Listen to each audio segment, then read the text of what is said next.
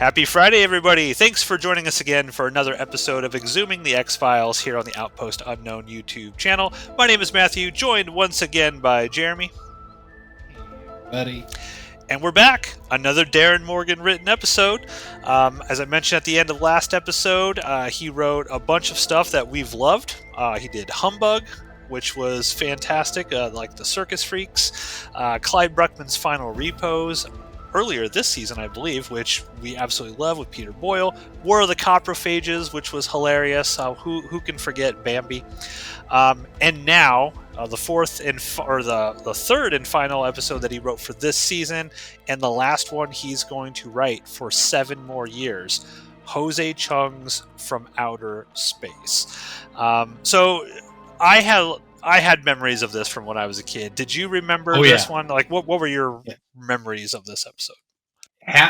Well, it was an incorrect thing because I remember the opening title screen differently as a kid than I saw just a moment ago, and I don't know if that's just a Mandela effect thing, but about halfway through, I'll get to the part once we talk about the title screen. Okay. What I remember distinctly about this as a kid were the aliens. Like the gray aliens, because they are shot oftentimes in sort of like bright light. You can see them very, very well. They do this great sort of thing where they're always sticking their face like right towards the camera. And so it's like a lot of times in the previous episodes of X-Files, you see aliens, but they're in shadow or it's very quick. This was like they're just out there. And I remember as a kid, that opening sort of intro when the aliens, because they're not talking, and then they see Lord Kimbo come down, whatever. And I will never forget the alien being like, "Jack, what is that thing?" And the other alien's like, "How the hell should I know?" And I was like, I couldn't believe it. I was like, "What? They speak English?" Like, like what is going on? And that will always like stick in my mind. But yeah, we're probably going to profess our love for this episode as we go through. But take us through the prologue here. What happens? So it starts, or the episode starts at the bottom. It looks like a Borg cube is sliding by the camera. And we're like, oh my God, this huge spaceship that kind of looks a little bit wonky. But no, it's just the bottom side of a bucket on a bucket truck. It reminded me of the opening of A New Hope from Star Wars. And the bucket truck is going to fix a power line next to a highway in the middle of the night. As the dude in the bucket truck is going up, he gets passed by a car. It's a couple of teenagers that look way too old to be teenagers. Yeah. At least the guy does. On a date, he turns to her and says, I don't want to scare you, but I think I'm madly in love with you. And instead of her just opening the car door and jumping onto the freeway, which is, girls, if guys are doing that on the first date, like, get out. But anyway, she's flattered and she's soft, or she like gently rejects him, saying, let's see where this goes, instead of just proclaiming our love to each other after we're leaving the movie theater or wherever they came from on this date. And as soon as she says that, the cars start to break down. Like, that's also a clue, girls. Get out. If you reject a dude and suddenly his car breaks down in the middle of nowhere, you got to run. Start running. But the car breaks down, and I rate this note. It's like, oh my God, is this the oh shit episode? And see, this is where my memory differs from what actually happened in an episode. Yes. Because they start like passing out in the car because there's a UFO in front of them. It beams down a couple of gray aliens that you see clearly. You can see them walking around. Yeah. The grays walk over towards the car and reach out to grab the guy through the window. And then it cuts to this part where instead of like levitating them along the ground, these aliens are just dragging these people down the road. And then all of a sudden they turn around because there's a fucking red triangle UFO that descends next to their UFO. And it beams this claymation monster down to the ground that just starts angrily growling at them. And then one gray turns to the other gray and says, Jack, what is that thing? And he turns to him and says, how the hell should I know? And then we get the title screen. Now, when I was a kid, I remember him saying, Jack, what is that thing? And the other guy looking at it and him saying, oh shit. And why do I remember that? Okay, so you're conflating two different episodes of the X-Files. So there is an episode of the X-Files where Mulder thinks that he's caught a vampire and he stakes that kid, and Scully's freaking out, and then like the fangs, when Mulder moves his fangs, or the fake fangs, and Mulder goes, "Oh shit!" and then it cuts to the opening credit sequence. I think the episode's Oh, called Bad Blood. It's another comedic episode. So I think you're just conflating two different episodes into one. ah. But yeah, anyway, when I was a kid, like, this was bigger than the season finale of 2 and the season opener. Just that little bit of the two aliens looking at each other and speaking Yeah, English. What it's. the fuck? I mean, it's like a perfect opening intro, because it's like there's nobody who watches this intro is gonna say, you know what, I'm not coming back after the opening credits. I'm gonna flip the channel to go watch Cops or Uh-uh. whatever. Everyone is sticking around after the commercials to see what in the hell is going on right now. It was so good. Love And it. it was one of the best title screens. Yeah, maybe the best pre-title screen we've seen so far. It's definitely up there for sure. So immediately afterwards, or after the title screen, we find that there's a fella named Mr. Chung. He's an author, and he's speaking to Scully in Mulder's office for some reason, while Mulder refuses to talk to him outright. Yeah. But Scully will talk to him because she's a super fan of his books. And then we get kind of this creepy line where he's like, "Oh, you're a brainy beauty," or something like that. Brains and beauty or something. Yeah. And but she's buttering him up because she genuinely is a fan of his work, and he's there to interview her about what she knows about this particular case. And you kind of get from that point on, well, even the initial stuff, that the weird way that we're seeing this story play out in front of us isn't the normal serious shit that we get to see through Scully or Mulder's lens, but instead through the lens of this author. Like, he's narrating this book to us in screenplay format, and that's just what we're seeing. It's Because so a lot it's of the so things are great. embellished. Yeah, I Yeah, thought it was really neat. I think it's so sad that Darren Morgan essentially left the X Files after this season, because and the reason he gave when I looked up, he's like he couldn't keep up with the pace of production of the show.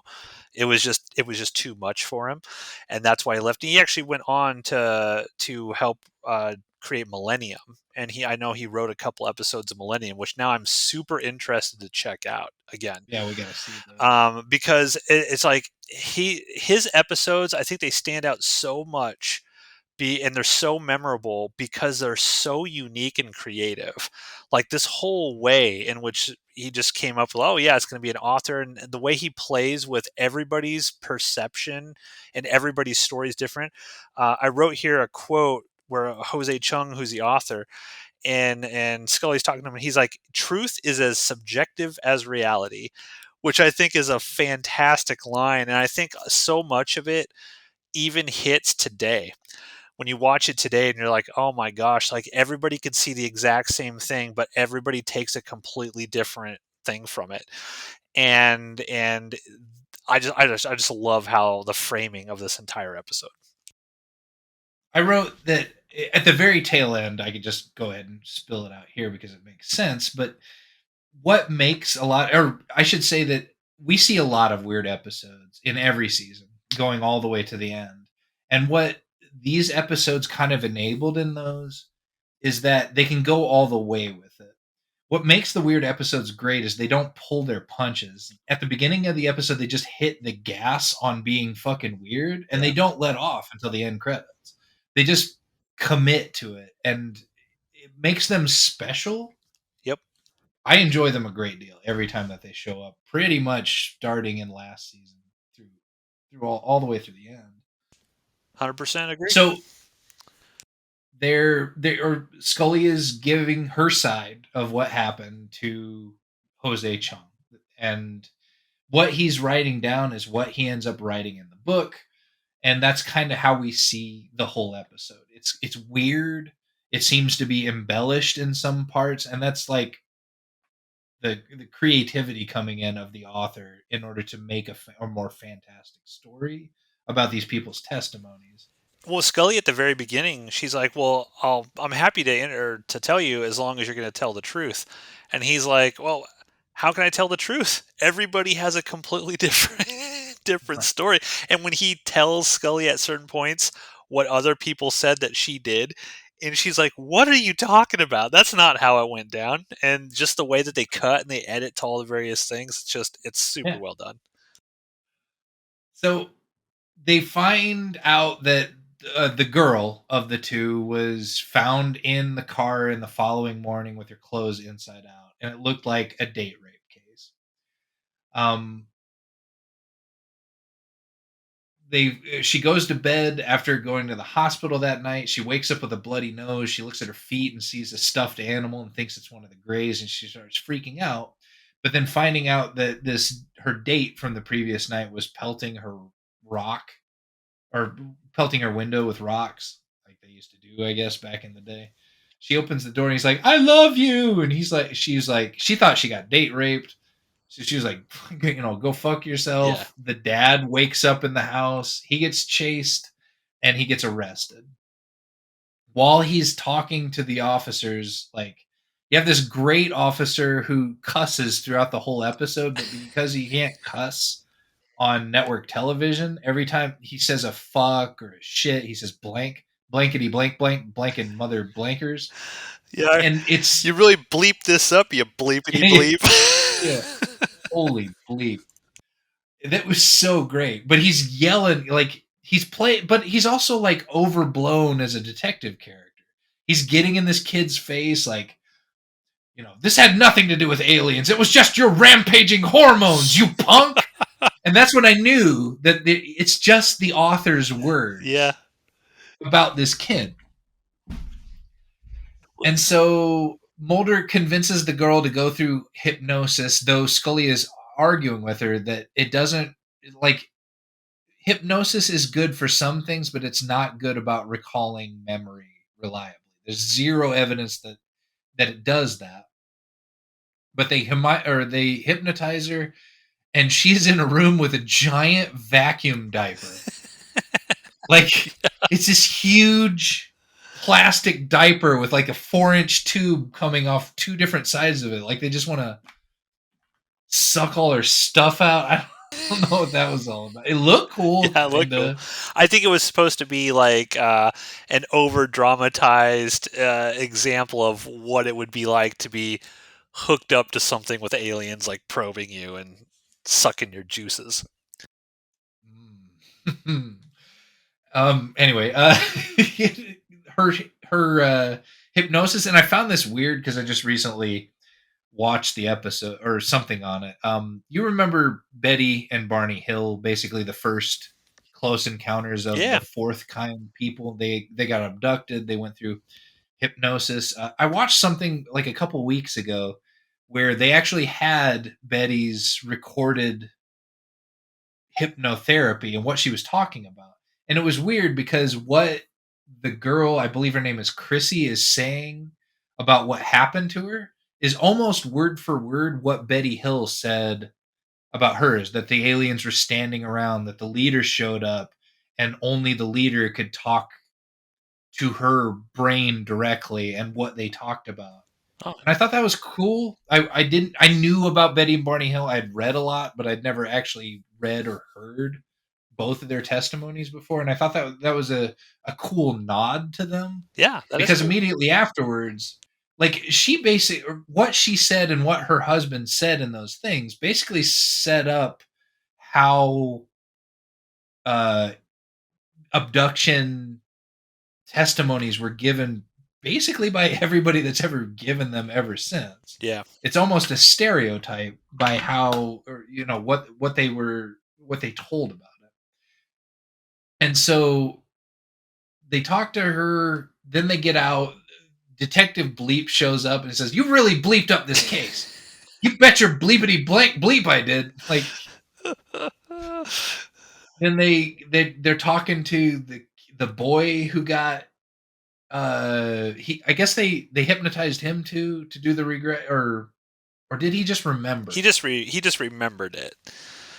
And he's in a cage in this UFO watching this other gray alien smoke a doobie. And then he turns to Chrissy and is like, "I'll protect you." And almost as soon, like, "They'll never get you. I'll protect you." And almost as soon as he finishes saying it, the roof of their cage opens up and she gets hostily taken away from him. It's so funny. I wrote that down. Smoking aliens, I'll never let anything happen to you, and she immediately gets taken by another alien. And then he turns towards the gray alien and he's like, just like rocking back and forth, saying in English, "This is not happening. This is not happening. This is not happening." Then they question both of the kids to ask, after the abduction, did you guys have sex? And they find out that they did, and that they're Scully is immediately attributing all of these problems to sexual trauma. Like, who goes through what they went through and then just bones before they get home? Well, I think Scully thinks that all of this is fake because when Mulder, I can't remember if it's Scully or Mulder, questions the guy about the sex, he's like, "Well, yeah, we did. Just don't tell her dad. Like, whatever you do, don't tell her dad." I think Scully thinks all of this is kind of like just fake or imaginary at this point, and she's like, "Look, they banged and they created this story as like a cover story so that they wouldn't get in trouble with like her parents or anything like that." Because Scully makes a comment, because obviously Mulder thinks that it was an alien abduction or something like that, and Scully says, "Quote: So we know it wasn't an alien who probed her," which I thought was Yeah. pretty funny. Super insensitive, Scully. But like, how horny are fucking teenagers represented on this show that after an alien abduction, they're still gonna fuck before they go home because, like, okay, well, mom's still not expecting me home until then. So. Well, I don't think they knew exactly when they had sex. I think Scully just assumes they had sex and concocted the whole story so that they wouldn't Yeah, get caught. but the Air Force people they were there to abduct them, Oh, yeah, that's and true. then they got abducted by the claymation alien. There was corroborating evidence, so they fucked after they got, like, her clothes were inside out because they did have sex. Okay, yeah, that makes yeah, that does. So weird. Yeah, it is weird. Okay, and when you put it like that, I guess I wasn't considering the Air Force guys because I don't. At this point in the show, though, We haven't Mulder and talked to Scully them. haven't encountered them yet, though, right? No, but talking to both of the kids, Yeah, they do admit there was in fact sex that had happened. yeah. Interesting point. I mean, sometimes you So just get horny and you gotta go. after the sexual trauma thing, they found out that there's an eyewitness, and they're going to talk to him right off the bat. It's the bucket truck guy from the screen, or the title screen. This guy's And great. he spent 48 hours straight awake writing a screenplay that he has, like, collated and like 3-hole punch. And the story starts with him telling, he's like, "I have to warn you before I hand this to you. This is what happened last night." And it cuts to the scene where he's sitting in his garage. His automated garage door just opens. This black old caddy, not newer caddy, like fins on the back of the caddy, just zooms into his garage. Almost looks too big to fit in there. These fucking caddies were so long back then. Door closes, tinted windows roll down. Jesse the Body Ventura in a black hat being one of the men in black starts telling him about he only saw Venus, and you're not going to tell anybody about like. Oh, when he showed up, I was like, "Oh God, this episode is so much fun." Jimmy Carter once thought he saw a UFO. Turns out he only saw the planet Venus.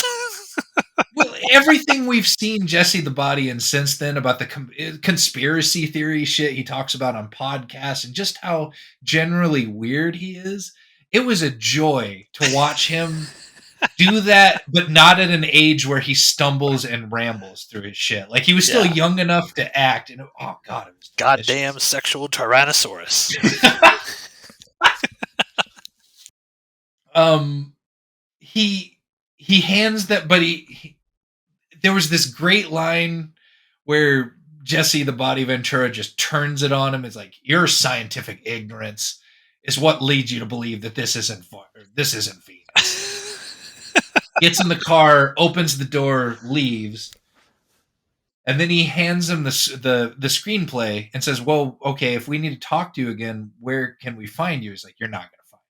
So this guy is so shook by the Men in Black conversation that he's just going to drop his screenplay off and not even collect royalties for it. He's just bouncing. Yeah, and we should also point out when Jesse Ventura shows up, there is a second Man in Black that's there, but they don't show who it is Yep. at that moment. And the And guy looks shocked when he sees the other person, but we as the audience don't see it yet. they always tend to show up in twos in these Yeah. stories. So what is it? They read the script and they find out that it's the claymation okay, so it goes into his head. He's sitting in the cab of the bucket truck pulled up behind the car that got stalled out from these teens. He sees the claymation monster all glowing red, like growling and badly swiping his claws over the heads of these two cowering gray aliens.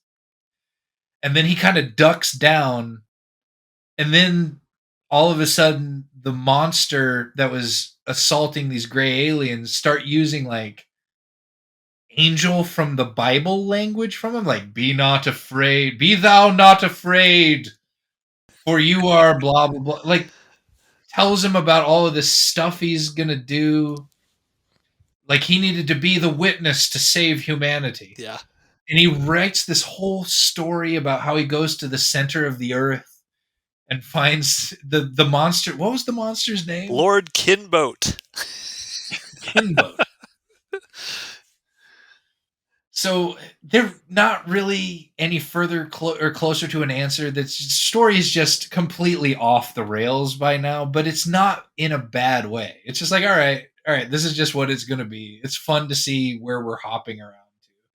They decide, or Mulder just decides to get Chrissy rehypnotized because we need to know why her story differed from her dates.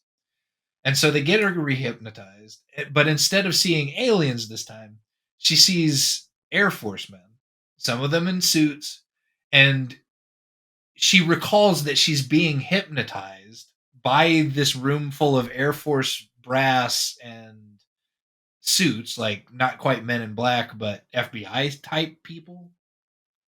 Yeah. They're trying to get intel from her about whether the UFO was the Russians or who the hell ever it was, and because she doesn't have the answers they want, it's like we gotta. Well, this dude leans into the hypnotist and says, "Rinse her out with the old abduction rigmarole."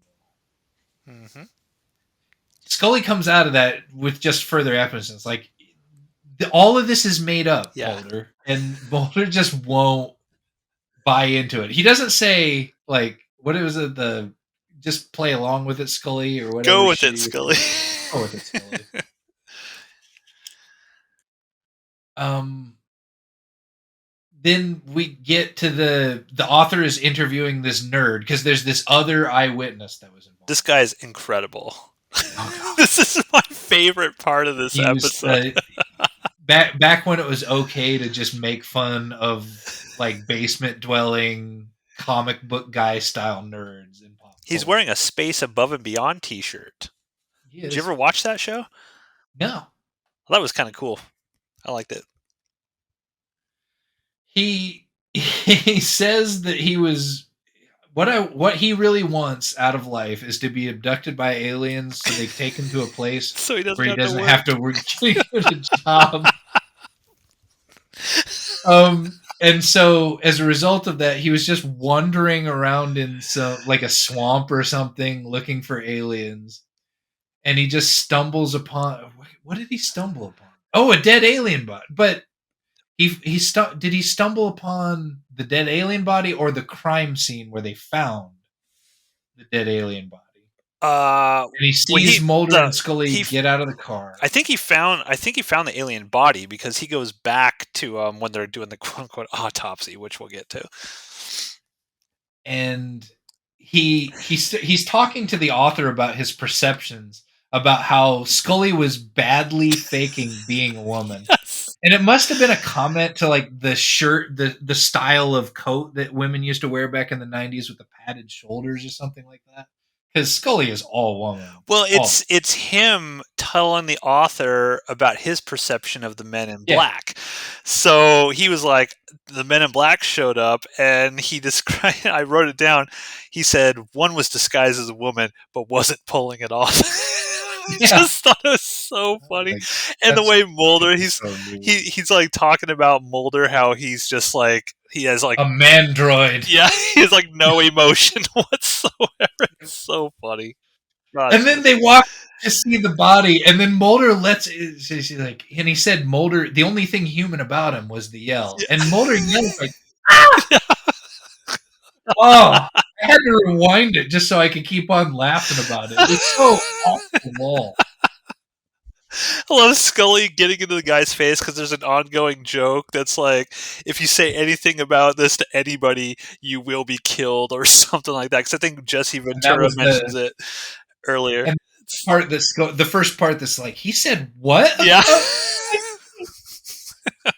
No, that's not how it went.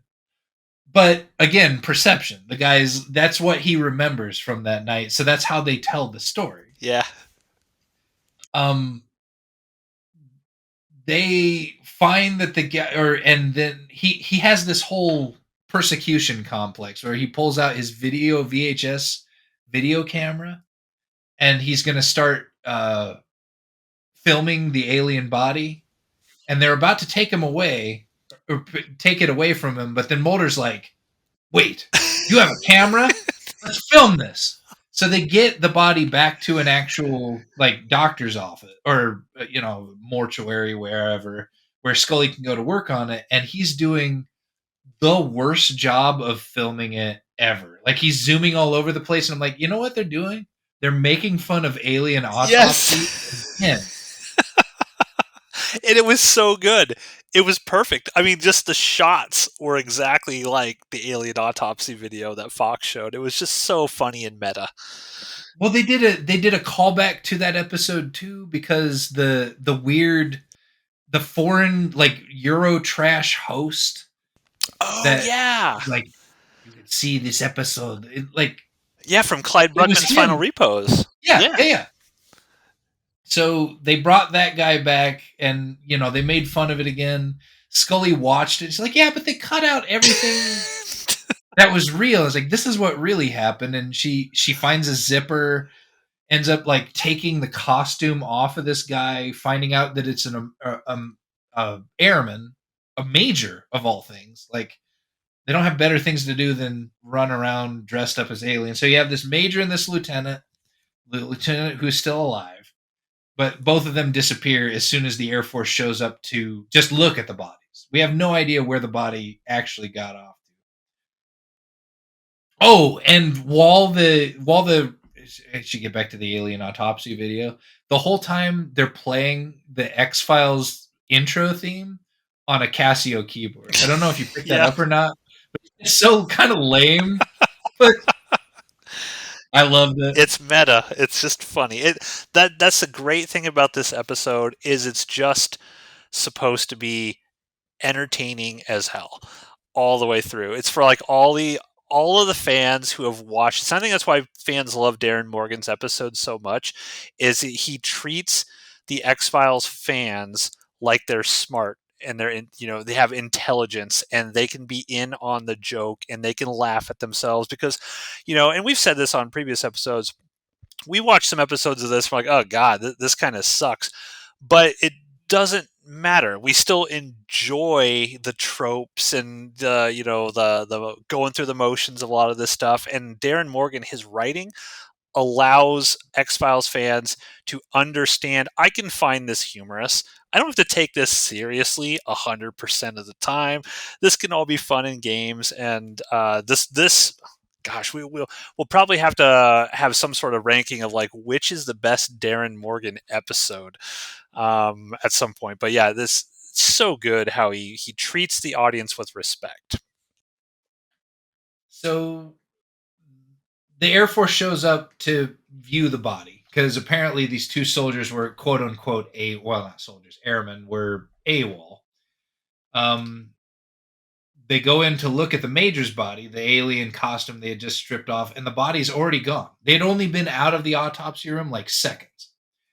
We cut to the comic book nerd sitting in his house, like watching the alien, his own VHS copy of it, when Jesse the Body Ventura busts through the door and instead of hitting eject on the VCR, rips the VCR open with his bare hands to take the VHS out. The whole while, like the nerd gets shoved by Jesse the Body Ventura towards the door. He's scared, but then he turns around and looks at the guy, the second man in black, who we haven't seen his face yet, and he smiles at him for some reason. Like he's comforted by his presence. And I thought that was really weird. And then Jesse, the Body Ventura, decides to start in on his "You Only Saw Venus" speech again. And this nerd just like, government conspiracy! He just starts shouting at the top of his lungs. Roswell, you're not going to silence me. So he picks him up and does what do you? That's not a suplex. Is it a backbreaker? I can't remember what Probably. wrestling. Yeah, I don't know, but he does a wrestling move on him. And then leaves with the VHS. Oh my god, that scene was so good. Oh. Uh, Mulder, and then it cuts from. Oh yeah, and then it gets this little snippet where he's the comic book dude is actually telling the author at this point that Jesse the Body Ventura was the one who body slammed me. And he's like, I didn't spend all those years playing D&D without learning a little courage. Oh, because he asked him, why do you have the strength to tell me this right now, despite what that man in black said? It's like, because I didn't spend all those years playing D&D. Yeah. So we cut to Mulder. He's driving around randomly at dark, and he sees the lieutenant who is missing from the hospital, the one of the two gray aliens that had survived, just wandering around naked in the road, chanting, "This is not happening. This is not happening." Mulder picks him up, addresses him by name, takes him to a diner to interview him, and find out that this guy is a saucer pilot.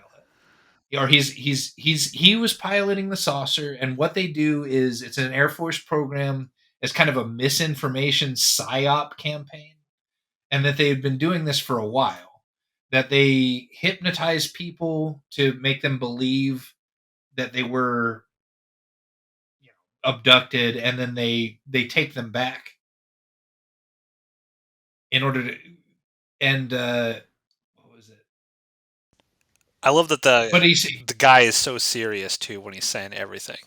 Like this guy, this actor is playing it like he's like he's traumatized, and I think that's what makes this whole sequence so funny, because I wrote down like Mulder asks him something about what's it like to like fly a flying saucer or something like that, and the guy goes, "Ever flown a flying saucer? Afterwards, sex seems trite," and he says it with such like a straight face that you believe this guy. but he doesn't know what's really going on, Yeah, because he's seen all that they do as far as the hypnotizing people and making them believe. He's like, for all I know, that's what could be happening to me right now. I might not even be talking to the FBI. I might not be in this diner. I don't know what is real anymore. And he's like, if he what is he? Mulder asks him something as a parting shot He as he as asked, the Air Force is showing him up. yeah, he asks him It's like, about the other alien. He's like, "Well, what yeah, about and the he's like, other who? alien?" The guy's like, "Who? Lord Kinboat?" Like he knows exactly who that alien Yeah. is. And Mulder's like, And, "What?" He just thought it was a character in that screenplay that guy wrote. and then the author goes, it takes the time to address Scully, who's talking about that scene. And she's like, well, you know what? I was at that diner every single day, and I talked to that cook, and he remembers that Mulder went into the diner without an Air Force guy at all. That Mulder just sat down and ordered a piece of sweet potato pie and then asked a single question like that guy from the Golden Training or Corral training videos, Yeah. and then would eat the whole piece of pie and then order a second piece of pie and then just ask a second question. And apparently sat there the whole night just eating one whole sweet potato pie before he left. David Duchovny has this great line in this. So I think it's one of the last questions he asks. He's like, "Have you ever found a metal implant in your body?" And he goes, "Have you checked everywhere?" He just delivers it so perfectly. I was like, there's your Emmy nominated acting right there, David. There you go. Well, it's when he's having fun. Like I would have Yeah, had a blast just sitting there fucking eating pie all night and just talking to some dude. yeah. So I love that scene, and that was the scene. Or once it started coming up, like I had forgotten it. I'll be honest, I had completely forgotten it until the authors started talking about. Like I talked to that cook. I'm like, oh my god, is Mulder about to eat a whole pie? And this is 30 years on, almost. You know, Yeah. stupid things that cling to the back end of your brain.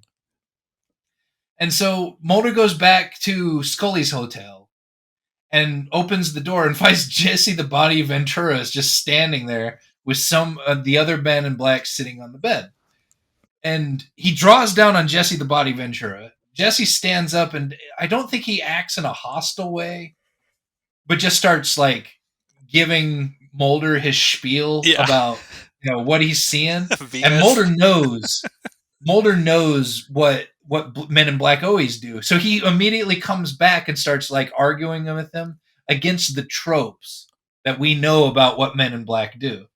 And then Scully, for some reason, walks in with an ice bucket. She seems to be like zonked out, Yeah. no idea what's going It's like on. it's almost like she's entranced or something. And then what we it's I can't remember what caused it, but we have the other Men in Black revealed to us, and it's Alex Trebek from Jeopardy. Like I can't even remember what he said. I was just laughing so hard because like, why the fuck is Alex Trebek here? Well, see, that makes so much sense when the previous guy looked at Alex Trebek and he felt comforted because everyone feels comforted. He's like, Alex Mhm. Trebek's like your grandpa, right? Been a grandpa on television forever. Just super nice guy. Rest in peace, Alex Trebek. But yeah, it's so funny. And I love that they never showed him until that moment. Because then the joke is where Jose Chung, whatever, is like, he said, Alex Trebek from Jeopardy, and then Scully's like, "Well, to be fair, Mulder said he just looked like him. He wasn't sure if it was him or not, but it was just so perfectly done, perfectly done." And what was funny in that scene is the way she's remembering it is somewhat adjacent to that testimony, but she's attributing what little she did see to just being just fucking fucked up for some reason, Yeah, though it's never really said why. But she's like, you could see in her face that she's questioning whether that really like. I know I saw that, but I didn't see that. Did yeah. I?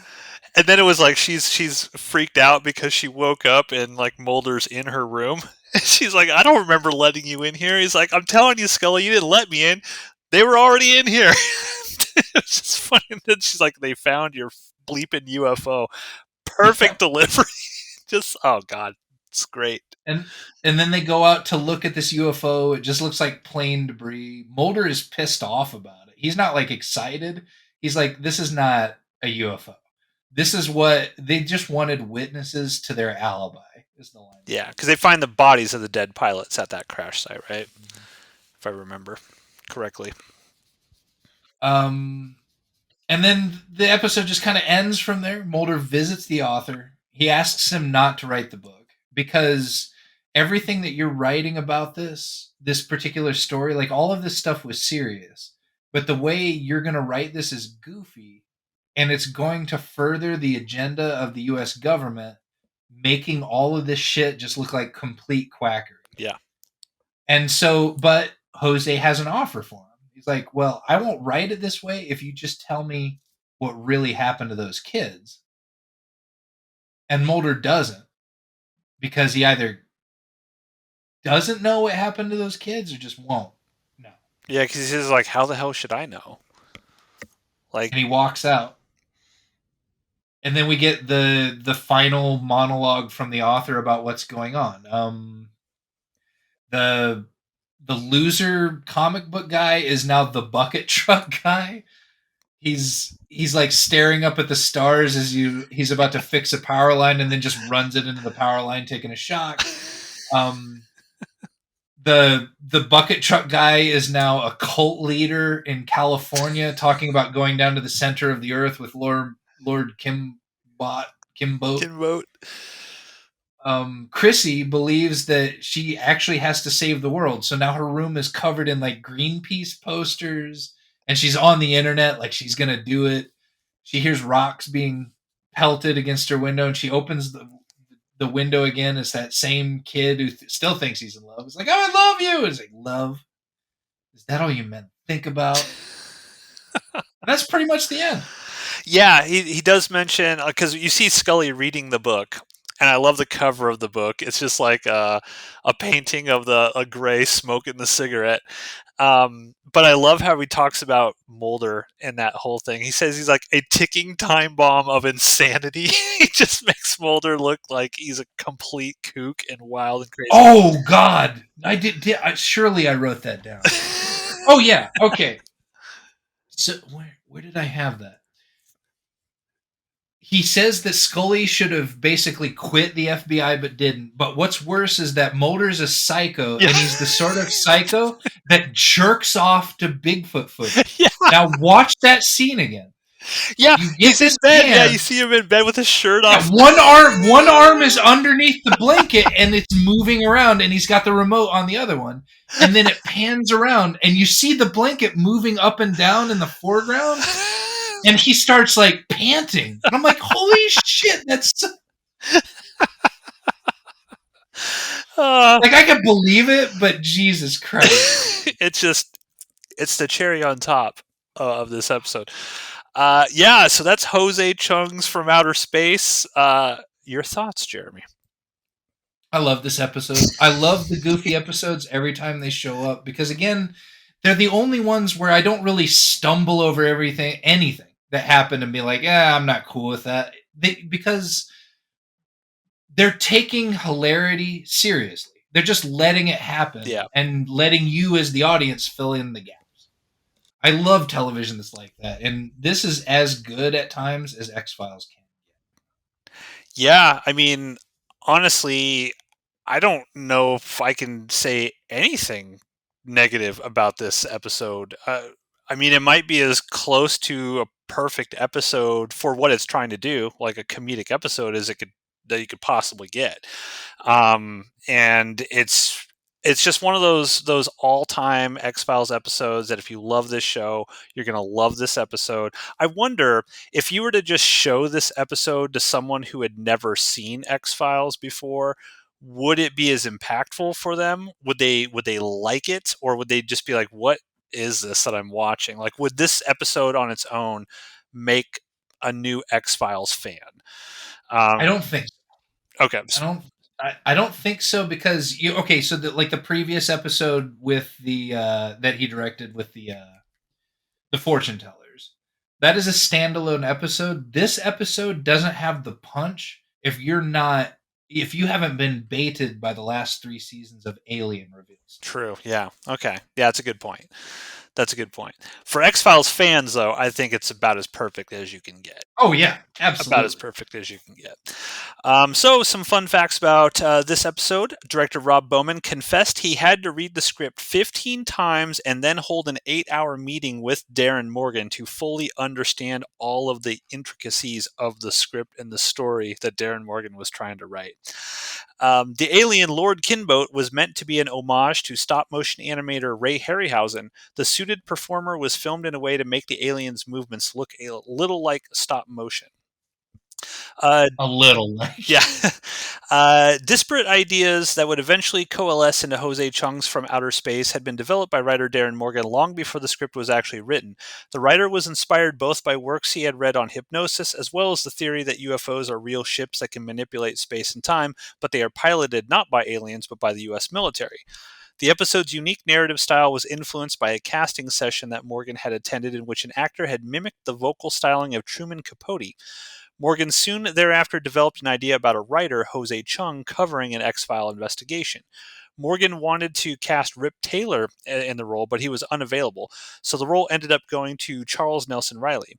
Jesse Ventura was cast as one of the men in black, while Jeopardy host Alex Trebek played the other. Morgan himself had wanted Johnny Cash for that role.